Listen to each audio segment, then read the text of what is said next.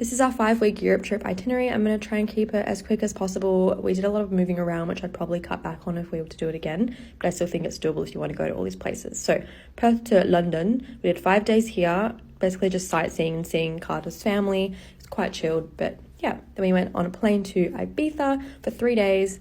It's probably a bit too short. We basically just did a lot of beach hopping and it's just a beautiful place apart from the partying. Then we went to Mallorca for 5 days, which was a perfect amount of time to do everything we wanted to do.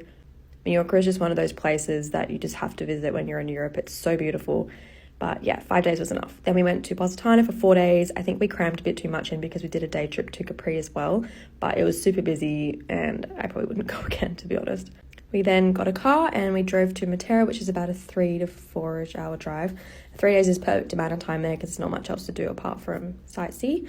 Then we got on a plane and woke up in Split, and we only had 2 full days there, which probably wasn't enough seeing as we did one of them in Hvar.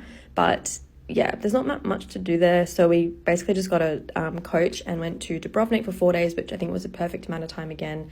I feel like you can pretty much do everything you want to do in those 4 days. Dubrovnik is so underrated, it's so beautiful. And then we got on a plane and went to Zakynthos. Unfortunately, Carter got food poisoning in the airport, so this is literally all we saw of Zakynthos. So we went to Milos and we had 4 days there, which was perfect. The weather was really windy though, so we didn't get to do everything because all of the beaches were just unbearable, but 4 days I think is a perfect amount of time there. And then we got on a ferry and went to Ios for 4 days, which was perfect time again. Ios is just the best island ever. I definitely recommend going there if you're thinking of which Greek islands to go to. It's just so much fun and I would stay for much longer if I could.